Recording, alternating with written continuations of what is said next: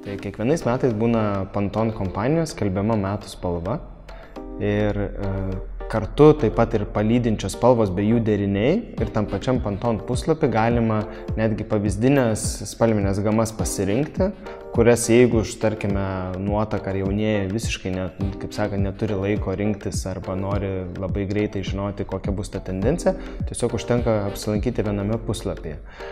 Toliau metų bėgyje tos temos, tos spalvos būna labai rutuliuojamos visose srityse - dizaine, rūbų dizaine, madoje ir aišku, tada pereina per visus tas mūsų labai gerai žinomus puslapius kaip Pinterestas ir visokie tenais moodwallai ir taip toliau ir panašiai. Tai aš manau, kad tai yra pats paprasčiausias būdas, kur galima atrasti tas tendencijas, bet aš pats labai mėgstu jas kurti, sakykime taip, iš to, kas man atrodo gražu ir kas man atrodo galėtų būti įdomu, originalu ir kažkas taip patrauklaus. Tai tada savaime suprantama jau pradedam ieškoti tų tendencijų šiek tiek giliau. Galbūt kažkokiose tai meno apraiškose, galbūt kine, galbūt tiesiog labiau pradedam gilintis į apskritai kažkokias tai tendencijas pasaulėžiūros ir tada, manau, galima atrasti irgi labai įdomių elementų, kurie galėtų nubrėžti visą liniją, sakykime, visam netgi sezonui.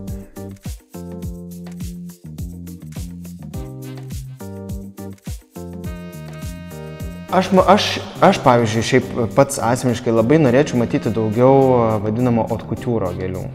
Ta prasme, kad truputėlį atrasti daugiau rankų darbo, daugiau transformacijų, daugiau netradicinių puokščių, ta prasme, kad mes labai esam prisirišę ir įpratę prie tradicinių gėlių kaip bijūnai, vedrynai pavasarį, rožės, bijūninės tos pačios rožės ir tai yra tokia tendencija, kur mes, kaip aš sakau, kaip zefyrai.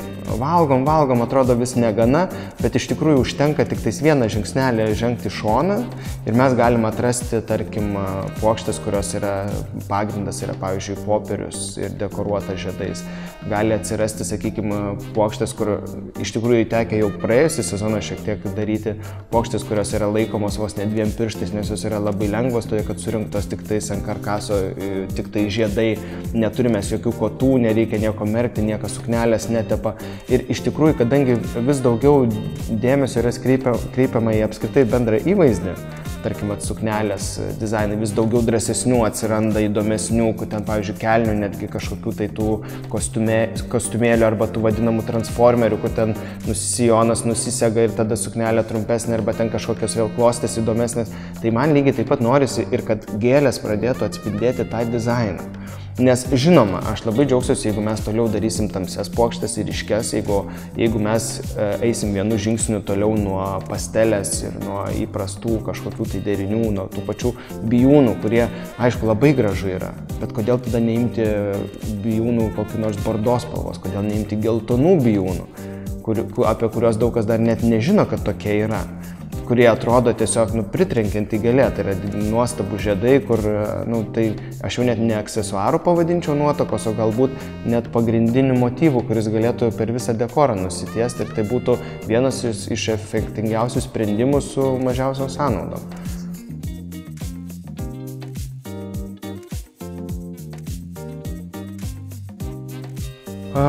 Iš tikrųjų turbūt viena iš gražiausiai atrodančių gėlių tai yra lelija.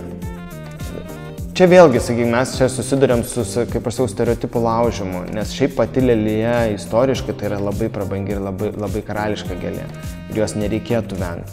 Ir netgi mes, pavyzdžiui, kai lilimeliją darom, tai jinai yra surinkta, lelijų žiedai yra išardomi ir tada žiedlapiai po vieną surenkami į vieną didelį labai žiedą.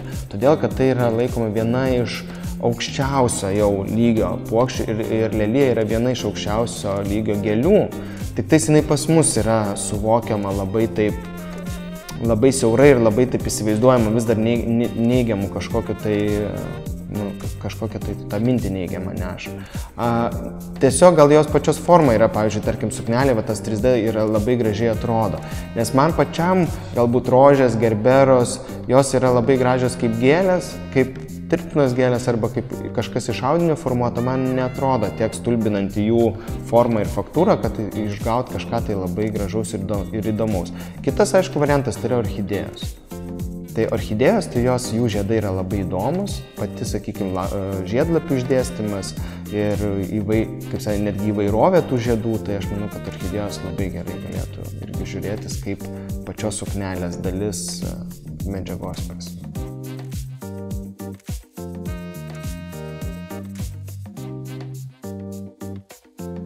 Negaliu pasakyti 100% visų puokščių, kas bus, bet tikrai bus netikėtų sprendimų, tikrai bus kažkas tokio, ko niekas nesitikė. Ir savaime suprantama, norėtųsi parodyti vieną kitą įdomesnį žiedą, įdomesnį augalą, kuris vis tik tais, kurį norėtume mes, kaip sakau, atvesti į rinką, parodyti nuotakom, kad gali būti labai įdomus ir gražus variantai, be jau mano minėtų bijūnų, rožių, jurginų ir hortenzijų.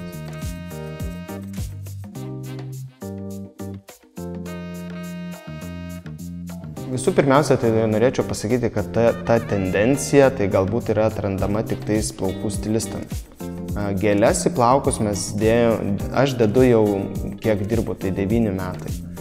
Tai mes kiekvienais metais visi plaukus dedam gėles.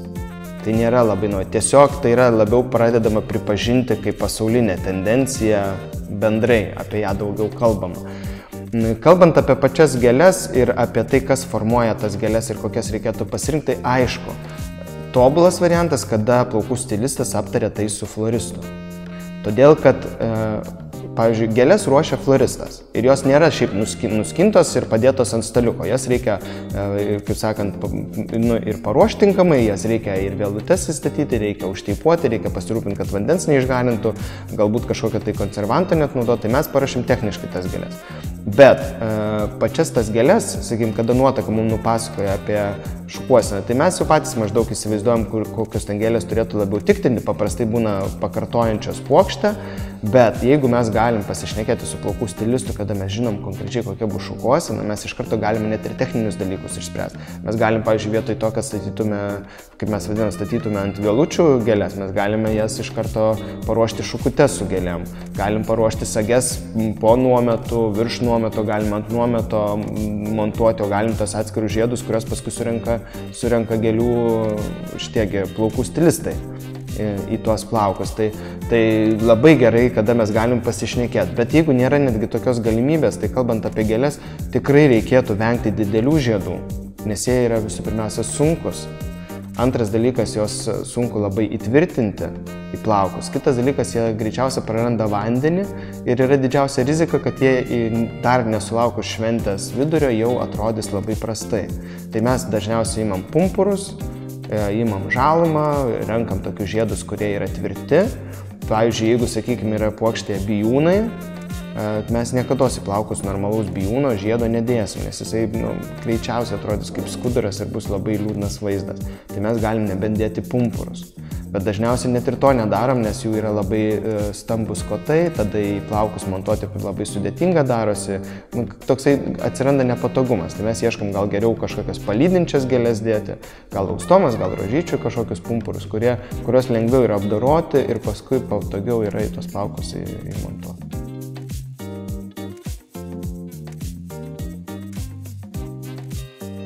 Aš sakyčiau, kad numeris 1 tai vis tik tais dar yra bijūnai. Manau, kad tai kuris laikas dar bus, bet mes labai stengiamės plėsti tą akiratį. Antroje vietoje aš manyčiau, kad būtų bijūninės rožės, nes jos iš tikrųjų šiek tiek stumtelėjo bijūnus, bet vėlgi tai iš principo mes apie tą patį kalbam. Tada aišku yra pavasarį, tai bus vedrynai. Jų dažnai labai nori ir kitų sezono metu, bet tiesiog nėra galimybės jų gauti. Aišku, rožytės, bet turiu pasakyti, kad labai stiprias pozicijas įgauna gvazdikai, nes nuotakos pradeda suprasti, kaip tie gvazdikai yra panaudojami, nes profesionalas visada gali parodyti, ant kiek tai yra gera gėlė, nes jinai yra labai tvirta, jos yra labai graži faktūra, turi begalę atspalvių, nuo neoninių iki karamelinių, rudų, bordo ir aišku visi ten balti, pieniniai ir kiti atspalviai, kurie tobulai tinka nuotakos puokštai. Ir savaime suprantama, tos, kurios drąsesnės, jau jos įsileidžia, aišku, nepaminėjau jurginų, bet man tas pats, sakykime, bijūnai pasibaigia, prasideda jurginai. Tai va tos labai panašios gėlės. Ir tada atsiranda jau šiek tiek gal egzotikos daugiau, atsiranda kažkokių tai mažiau naudojamų gėlių, kurias mes vis bandom tiesiog įvesti. Ir aišku, labai didelė tendencija dabar yra ir aš manau tikrai jinai šiais metais vis dar bus. Tai aš kaip vadinu tos žolynų, žalumynų puokštės. Tai yra, kur yra labai daug žalumos, yra eukalipto, visokių lapų ir tos vadinamas laukinės puokštės. Tai tas, manau, dar irgi labai stipriai pasijaučia.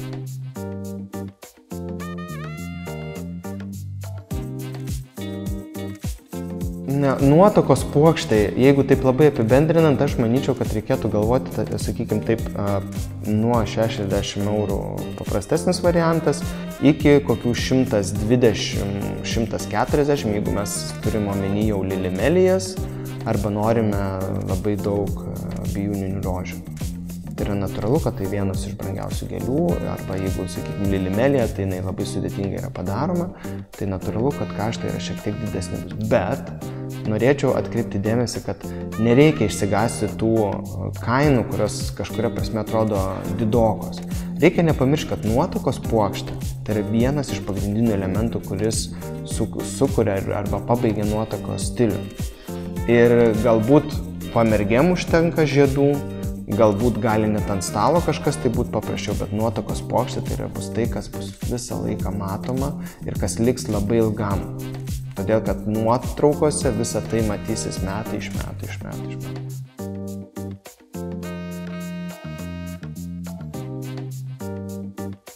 Įspūdingiausių nuotakų buvo. Ir iš tikrųjų mes daug labai įdomių darom puokščių, labai daug įdomių nuotakų, būna ir tamsios, ir netgi beveik juodą esam turėję nuotakos puokštį, bet turbūt labiausiai man įsiminė dėl visiškai išbaigto stiliaus ir labai išskirtinio stiliaus, tai buvo nuotaka, kurioje mes darėm suknelę su plunksnomis, todėl ne povo, o fazano plunksnomis. Ir jinai lygiai taip pat fazano plunksnas turėjo plaukuose. Ir visas stilius buvo toksai, iš tikrųjų jinai jau sezono pabaigoje tuokėsi ir labai įspūdingai buvo parinkti visi elementai. Nuo vietos, kur vyko šventė, iki stalų dekoro, iki suknelės, kuri buvo ne balta, o tokia, galbūt net sakyčiau, gesinto aukso, sunkios medžiagos. Tada puokštė, kurioje buvo daug nefloristinių elementų, pavyzdžiui, tų pačių plunksnų, kurios labai derėjo su įvaizdžiu, tarkim, su šukuosena, su makiažu. Pati nuotaka, jinai turėjo kelias tatuiruotes ir net auskarą lūpoje. Ir tas visas bendras stilius, jisai tiek gražiai skambėjo, kad tai turbūt man vienas iš pačių gražiausių vestuvių man pačiam asmeniškai.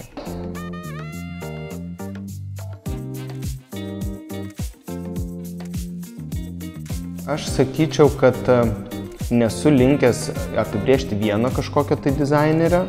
Aišku, tarkim, ten imti Vera Wang, tai yra klasika jau, sakykim, klasika ne klasikoje, nes jos pačios, sakykim, stilius labai išsiskiria, bet negalėčiau apsibrėžti savęs vienu dizaineriu vien dėl to, kad mes patys dirbam su labai įvairiom nuotakom ir labai įvairiom suknelėm. Aišku, Lietuvoje galbūt tai nebūčiau labai originalus pasakęs, kad be galo žaviuosi Juozo kūryba, lygiai taip pat Salasevičiaus kūryba ar Rainio. Tai yra vis tik tais, sakykim taip, ta klasika iš tikrųjų patikrinta. Toliau yra tos pačios ir Inži suknelės, yra ir Aurelija Beliakaitė, su kuria yra tekę dirbti labai įdomioj plotmėj, tarkim, visai sakykim, šiek tiek toj, kaip mes vadinam, ant ribos truputėlį net.